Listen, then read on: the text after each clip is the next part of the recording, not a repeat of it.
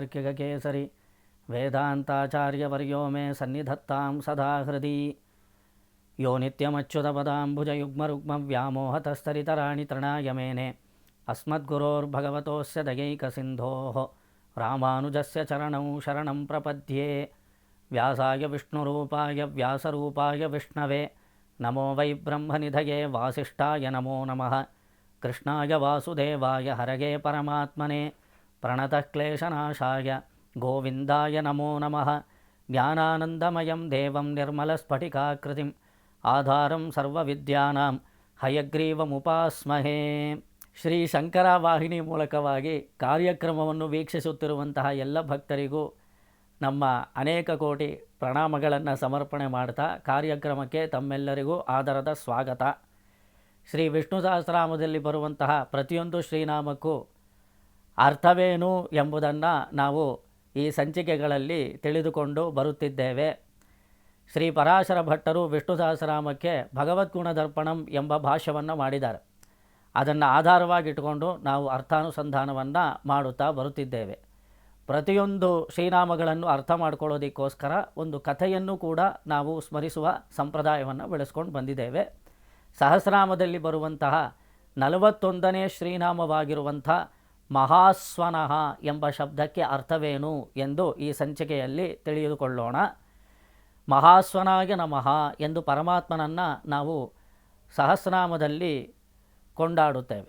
ಶ್ರೀ ವೇದವ್ಯಾಸರು ಪರಮಾತ್ಮನನ್ನು ಮಹಾಸ್ವನಃ ಎಂಬ ಶಬ್ದದ ಮೂಲಕ ಕೊಂಡಾಡ್ತಾರೆ. ಈ ಶಬ್ದಕ್ಕೆ ಅರ್ಥವೇನು ಎಂದು ನೋಡಿದಾಗ ಪ್ರಣವದಂತೆ ನಾದವುಳ್ಳವನು ಎಂಬ ಅರ್ಥವನ್ನು ಶ್ರೀ ಪರಾಶರ ಭಟ್ರು ತೋರಿಸ್ತಾರೆ. ತ್ರಯೀಸಾರ ಸಾವಿತ್ರಿ ಪ್ರತಿಪಾದ್ಯಂ, ವೇದಕ್ಕೆ ಸಾರವಾಗಿರುವಂತಹ ಗಾಯತ್ರಿ ಮಂತ್ರ, ಈ ಮಂತ್ರದಲ್ಲಿ ಪ್ರತಿಪಾದಿತನಾದವನು ಪರಮಾತ್ಮನು, ಅಂಥವನು ಮಹಾಸ್ವನಃ ಎಂಬ ಶಬ್ದದಿಂದ ಕೊಂಡಾಡಲ್ಪಡುತ್ತಾನೆ. ಮಹಾನ್ ಪೂಜ್ಯ ತ್ರಯೀರೂಪ ಸ್ವನೋ ಯಸ್ಯ ಮಹಾಸ್ವನಃ.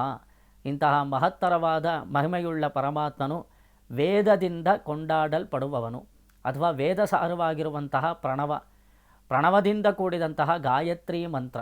ಈ ಗಾಯತ್ರಿ ಮಂತ್ರದಲ್ಲಿ ಯಾವ ತತ್ವವಿಶೇಷವನ್ನು ಕೊಂಡಾಡಲ್ಪಟ್ಟಿದೆಯೋ ಅಂತಹ ಪರಮಾತ್ಮನನ್ನು ಮಹಾಸ್ವನಃ ಎಂಬ ಶಬ್ದದ ಮೂಲಕ ವಿಷ್ಣು ಸಹಸ್ರನಾಮ ತೋರಿಸುತ್ತೆ. ನೋಡಿ, ಗಾಯತ್ರಿ ಮಂತ್ರ ಸಾಕ್ಷಾತ್ ಪರಮಾತ್ಮನ ಸ್ವರೂಪವಾಗಿದೆ. ಈ ಮಂತ್ರವನ್ನು ಜಪ ಮಾಡುವಂತಹ ಬ್ರಾಹ್ಮಣನಿಗೆ ಸರ್ವ ವಿಧವಾದ ಸಿದ್ಧಿಗಳು ಏರ್ಪಡುತ್ತೆ. ಪ್ರತಿಯೊಬ್ಬ ಬ್ರಾಹ್ಮಣನು ಉಪವೀತವನ್ನು ಧರಿಸಿದಂತಹ, ಅಂದರೆ ಉಪನಯನ ಸಂಸ್ಕಾರವನ್ನು ಪಡ್ಕೊಂಡಂತಹ ಎಲ್ಲರೂ ಪ್ರತಿನಿತ್ಯ ಸಂಧ್ಯಾವಂದನೆಯನ್ನು ಬಿಡದೆ ಆಚರಣೆ ಮಾಡಬೇಕು ಎಂದು ಶಾಸ್ತ್ರ ನಮಗೆ ವಿಧಿಸುತ್ತೆ. 3 ಬಾರಿ ನಾವು ಸಂಧ್ಯಾವಂದನೆ ಮಾಡ್ತೇವೆ. ಪ್ರಾತಃ ಸಂಧ್ಯಾ, ಮಾಧ್ಯಾಹ್ನಿಕ ಮತ್ತು ಸಾಯಂ ಸಂಧ್ಯೆ. ಸೂರ್ಯಾಸ್ತಮನಕ್ಕೆ ಮುಂಚೆ ಬ್ರಾಹ್ಮಿ ಮುಹೂರ್ತದಲ್ಲಿ ಪರಮಾತ್ಮನನ್ನು ಕುರಿತು ನಾವು ಧ್ಯಾನ ಮಾಡಿ ಗಾಯತ್ರಿ ಮಂತ್ರವನ್ನು ಉಪಾಸನೆ ಮಾಡಿದಾಗ ನಮಗೆ ಸತ್ವಭಾವನೆ ಮನಸ್ಸಿನಲ್ಲಿ ಉಂಟಾಗತ್ತೆ. ಮಂತ್ರದ ಮೂಲಕ ನಾವು ಪರಮಾತ್ಮನನ್ನು ಅನುಭವಿಸುತ್ತೇವೆ. ತಪ್ಪದೇ ಪ್ರತಿಯೊಬ್ಬ ಬ್ರಾಹ್ಮಣನು ಸಂಧ್ಯಾವಂದನ ಸಂಸ್ಕಾರವನ್ನು ಮಾಡಬೇಕು. ಸಂಧ್ಯಾವಂದನೆ ಮಾಡದೆ ನಾವು ಎಷ್ಟೇ ಪೂಜೆ ಮಾಡಿದ್ರೂ ಅದು ಪ್ರಯೋಜನಕ್ಕೆ ಬರೋದಿಲ್ಲ ಅಂತ ಹೇಳ್ತಾರೆ. ನೋಡಿ, ಸಂಧ್ಯಾವಂದನೆ ಮಾಡದೆ ನಾವು ಸಹಸ್ರನಾಮ ಜಪ ಮಾಡಿದ್ರೂ ಪ್ರಯೋಜನ ಬರೋದಿಲ್ಲ. ಉಪನಯನ ಸಂಸ್ಕಾರ ಮಾಡಿದ ನಂತರ ಪ್ರತಿಯೊಬ್ಬರೂ ಸಂಧ್ಯಾವಂದನೆಯನ್ನು ತಪ್ಪದೇ ಮಾಡತಕ್ಕದ್ದು. ಈ ಸಂಧ್ಯಾವಂದನೆ ಮಾಡದೆ ನಾವು ಎಷ್ಟೇ ದೊಡ್ಡ ಪೂಜೆ ಪುನಸ್ಕಾರವನ್ನು ಪರಮಾತ್ಮನಿಗೆ ಸಮರ್ಪಣೆ ಮಾಡಿದ್ರೂ ಅದು ಯಾವುದು ನಮಗೆ ಫಲಕಾರಿಯಾಗಿರೋದಿಲ್ಲ ಎಂದು ನಮಗೆ ಶಾಸ್ತ್ರ ಹೇಳುತ್ತೆ. ಆದ್ದರಿಂದ ತಪ್ಪದೇ ಸಂಧ್ಯಾವಂದನೆಯನ್ನು ಮಾಡಬೇಕು. ಮೊದಲು ಸಂಧ್ಯಾವಂದನೆ ಮಾಡಿದ್ಯಾ ಅಂತ ಕೇಳ್ತಾರೆ. ಆರಾಧನೆ ಮಾಡೋದಕ್ಕಿಂತ ಮುಂಚೆ, ಯಾವುದೇ ಶುಭ ಕಾರ್ಯ ಮಾಡೋದಕ್ಕಿಂತ ಮುಂಚೆ ಸಂಧ್ಯಾವಂದನೆಯನ್ನು ಬಿಡದೆ ಆಚರಣೆ ಮಾಡತಕ್ಕದ್ದು ಎಂಬುದನ್ನು ನಾವು ಮರೆಯಬಾರದು. ಆ ರೀತಿ ಸಂಧ್ಯಾವಂದನೆ ಮಾಡಬೇಕಾದ್ರೆ ಸೂರ್ಯನಿಗೆ ಅರ್ಘ್ಯ ಪ್ರದಾನ ಮಾಡಿದ ನಂತರ ಗಾಯತ್ರಿ ಮಂತ್ರವನ್ನು ನಾವು ಜಪ ಮಾಡುತ್ತೇವೆ. ಜಪ್ಯೇನೈವತು ಸಂಸಿದ್ಧೇತಿ ಬ್ರಾಹ್ಮಣೋ ನಾತ್ರ ಸಂಶಯ ಎಂದು ನಮಗೆ ಸ್ಮೃತಿವಾಕ್ಯ ತೋರಿಸುತ್ತೆ. ಜಪದ ಮೂಲಕ ಬ್ರಾಹ್ಮಣನಾದವನು ಸಿದ್ಧಿಯನ್ನು ಪಡೆದುಕೊಳ್ಳುತ್ತಾನೆ. ಮುಖ್ಯವಾಗಿ ಸಾಯಂಕಾಲ ಸಮಯದಲ್ಲಿ ಜಪ ಮಾಡುವುದರಿಂದ ನಮಗೆ ಶ್ರೇಯಸ್ಸು ಏರ್ಪಡುತ್ತದೆ. ಆ ರೀತಿ ಗಾಯತ್ರಿ ಮಂತ್ರವನ್ನು ಜಪ ಮಾಡಬೇಕು. ಗಾಯತ್ರಿ ಮಂತ್ರದಲ್ಲಿ ಯಾವ ಪರಮಾತ್ಮನು ಕೊಂಡಾಡಲ್ಪಟ್ಟಿದ್ದಾನೋ, ಅಂದರೆ ಸೂರ್ಯಮಂಡಲ ಮಧ್ಯವರ್ತಿಯಾದ ಶ್ರೀಮನ್ನಾರಾಯಣನು, ಶಂಖಚಕ್ರ ಗದಾ ಪದ್ಮಧಾರಿಯಾದಂತಹ ಪರಮಾತ್ಮನು ಸಂಧ್ಯಾವಂದನೆಯಲ್ಲಿ ಬರುವಂತಹ ಗಾಯತ್ರಿ ಮಂತ್ರದ ಪ್ರತಿಪಾದಿತ ದೇವತೆ. ಗಾಯತ್ರಿ ಮಂತ್ರದಲ್ಲಿ ಕೊಂಡಾಡಲ್ಪಟ್ಟಿರುವಂತಹ ದೇವತೆ. ಅಂತಹ ಪರಮಾತ್ಮನನ್ನು ಮಹಾಸ್ವನಃ ಎಂಬ ಶಬ್ದದ ಮೂಲಕ ವಿಷ್ಣು ಸಹಸ್ರನಾಮ ಕೊಂಡಾಡುತ್ತೆ. ಇದನ್ನು ನಾವು ಮತ್ತಷ್ಟು ತಿಳಿದುಕೊಳ್ಳುವ ನಿಟ್ಟಿನಲ್ಲಿ ಒಂದು ಕಥೆಯನ್ನು ನೋಡಬಹುದು.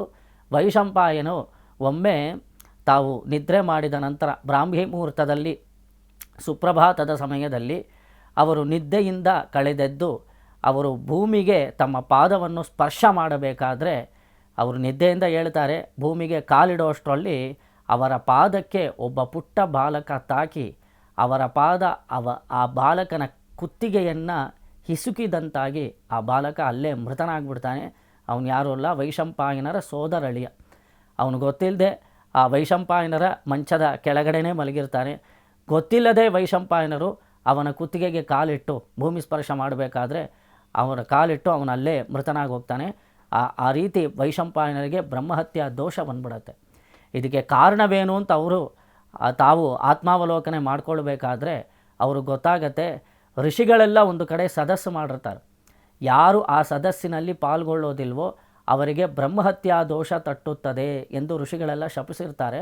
ಆ ಸಭೆಗೆ ವೈಶಂಪಾಯನರು ಹೋಗದೇ ಇದ್ದಿದ್ದರಿಂದ ಅವರಿಗೆ ಈ ಬ್ರಹ್ಮಹತ್ಯಾ ದೋಷ ಏರ್ಪಟ್ಬಿಡತ್ತೆ. ಅವ್ರು ಗೊತ್ತಿಲ್ಲದೆ ಕಾಲಿಟ್ಬಿಟ್ಟಿರ್ತಾರೆ, ಆ ಹುಡುಗ ಸತ್ತೋಗಿರ್ತಾನೆ.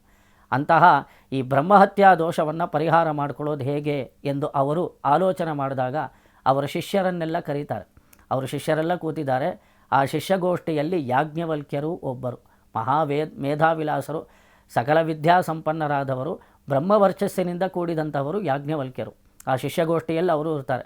ಶಿಷ್ಯರನ್ನು ಉದ್ದೇಶಿಸಿ ವೈಶಂಪಾಯನರು ಹೇಳ್ತಾರೆ, ನನಗೆ ಗೊತ್ತಿಲ್ಲದೆ ನಾನು ಬ್ರಹ್ಮಹತ್ಯವನ್ನು ಮಾಡಿಬಿಟ್ಟಿದ್ದೇನೆ, ಇದಕ್ಕೆ ಪ್ರಾಯಶ್ಚಿತ್ತ ಕರ್ಮಗಳನ್ನು ಮಾಡಬೇಕು. ತಾವೆಲ್ಲರೂ ನನ್ನ ಪರವಾಗಿ ಪ್ರಾಯಶ್ಚಿತ್ತವನ್ನು ಮಾಡಬೇಕು. ನಾನು ಗೊತ್ತಿಲ್ಲದೆ ಮಾಡಿರುವಂತಹ ಈ ಬ್ರಹ್ಮಹತ್ಯೆಗೆ ತಾವೆಲ್ಲರೂ ಪ್ರಾಯಶ್ಚಿತ್ತವನ್ನು ಮಾಡಿ ಎಂದು ಶಿಷ್ಯರಿಗೆ ವಿಧಿಸ್ತಾರೆ ವೈಶಂಪಾಯನರು. ಆಗ ಯಾಜ್ಞವಲ್ಕ್ಯರು ಶಿಷ್ಯಗೋಷ್ಠಿಯಲ್ಲಿದ್ದವರು ಎದ್ದು ನಿಂತು ವೈಶಂಪಾಯನರನ್ನು ಉದ್ದೇಶಿಸಿ ಹೇಳ್ತಾರೆ, ಆಚಾರ್ಯರೇ, ನಿಮ್ಮ ಬ್ರಹ್ಮಹತ್ಯಾ ದೋಷದ ಪ್ರಾಯಶ್ಚಿತ್ತವನ್ನು ನಾನೊಬ್ಬನೇ ಮಾಡಿ ತೀರಿಸುತ್ತೇನೆ. ವಿನಾಕಾರಣ ಇವರು ಏಕೆ, ಇವರು ಅಸಮರ್ಥರಾಗಿದ್ದಾರೆ, ನಾನೊಬ್ಬನೇ ಈ ಕಾರ್ಯವನ್ನು ಮಾಡಿ ನಿಮ್ಮ ಬ್ರಹ್ಮಹತ್ಯಾ ದೋಷವನ್ನು ನಿವಾರಣೆ ಮಾಡಿಬಿಡ್ತೇನೆ ಅಂತ ಯಾಜ್ಞವಲ್ಕ್ಯರು ಸ್ವಲ್ಪ ಭರವಸೆಯಿಂದ ಹೇಳ್ತಾರೆ. ಆಗ ವೈಶಂಪಾಯನರಿಗೆ ಅದು ತಪ್ಪಾಗಿ ಕೇಳಿಸ್ಬಿಡತ್ತೆ. ಇವನು ಅಹಂಕಾರದಿಂದ ಮಾತಾಡ್ತಾ ಇದ್ದಾನೆ, ಬೇರೆಯವರೆಲ್ಲ ಅಸಮರ್ಥರು ಅಂತ ಹೇಳ್ತಾ ಇದೆಯಲ್ಲ, ನೀನು ಅಹಂಕಾರದಿಂದ ಕೂಡಿದವನಾಗಿ ಒಬ್ಬರೇ ಪ್ರಾಯಶ್ಚಿತ್ತ ಮಾಡಿಬಿಡೋದಕ್ಕೆ ಸಾಧ್ಯವ? ನಾನು ಅಷ್ಟು ಜನ ಕೂಡಿ ಮಾಡಿದರೂ ಬ್ರಹ್ಮಹತ್ಯಾ ದೋಷವೆಂಬುದು ದೊಡ್ಡ ಪಾತಕ. ಅದು ನೀನು ಒಬ್ಬನೇ ಪ್ರಾಯಶ್ಚಿತ್ತ ಮಾಡಿಬಿಡ್ತೀನಿ ಅಂತ ಅಹಂಕಾರದಿಂದ ಹೇಳ್ತಾ ಇದ್ದೀ. ಆದ್ದರಿಂದ ನೀನು ನನ್ನ ಗೋಷ್ಠಿಯಲ್ಲಿ ಇರತಕ್ಕದ್ದಲ್ಲ. ಅಹಂಕಾರದಿಂದ ಕೂಡಿದ ಒಬ್ಬ ಶಿಷ್ಯನಿಗೆ ನಾನು ಬ್ರಹ್ಮವಿದ್ಯೆಯನ್ನು ಉಪದೇಶ ಮಾಡಲಾರೆ.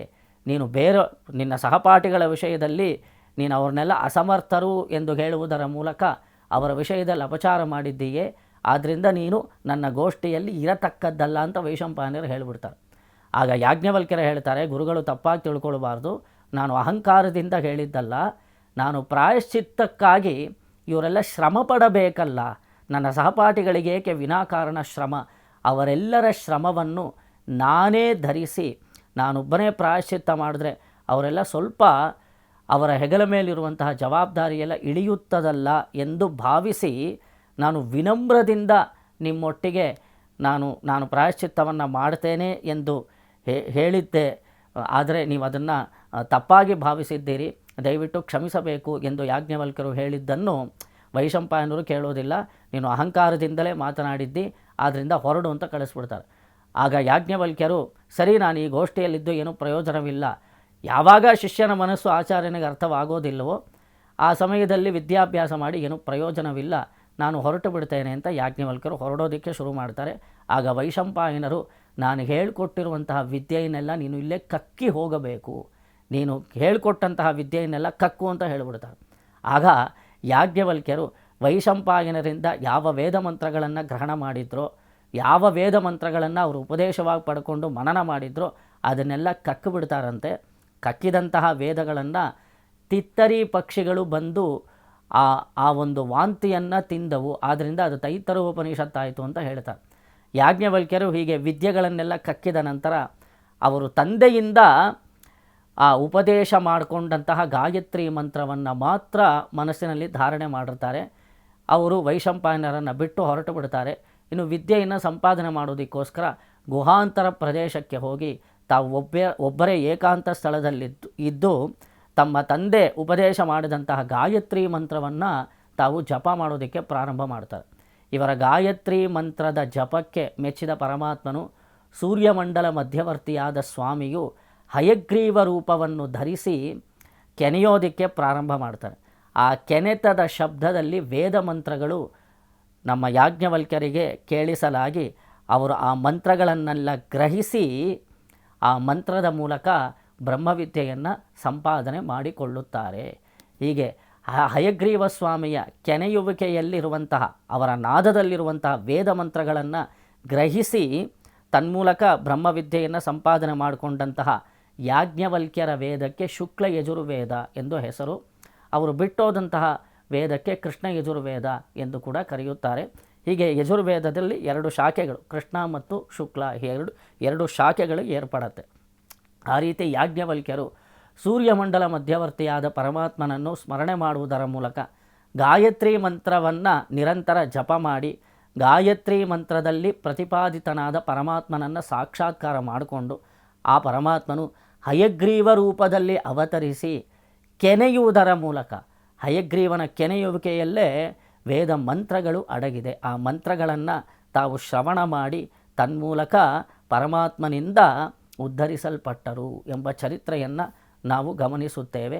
ಹೀಗೆ ಪರಮಾತ್ಮನು ಹಯಗ್ರೀವ ಸ್ವಾಮಿಯಾಗಿ ಅವತಾರ ಮಾಡಿದ್ರಿಂದ ಅವನ ಉಚ್ಛ್ವಾಸ ನಿಶ್ವಾಸ ರೂಪಗಳಾಗಿ ವೇದ ಮಂತ್ರಗಳು ನೆಲೆಸಿರೋದ್ರಿಂದ ಗಾಯತ್ರಿ ಮಂತ್ರದ ಪ್ರತಿಪಾದಿತನಾದ ದೇವತೆ ಸ್ವಾಮಿ ನಾರಾಯಣನಾಗಿರೋದ್ರಿಂದ ಅಂತಹ ಮಂತ್ರದಲ್ಲಿ ಸೂಚಿಸಲ್ಪಟ್ಟ ಪರಮಾತ್ಮನನ್ನು ವಿಷ್ಣು ಸಹಸ್ರನಾಮವು ಮಹಾಸ್ವನ ಎಂಬ ಶಬ್ದದ ಮೂಲಕ ಕೊಂಡಾಡುತ್ತೆ. ಶ್ರೀಮತೆ ರಾಮಾನುಜಾಯ ನಮಃ.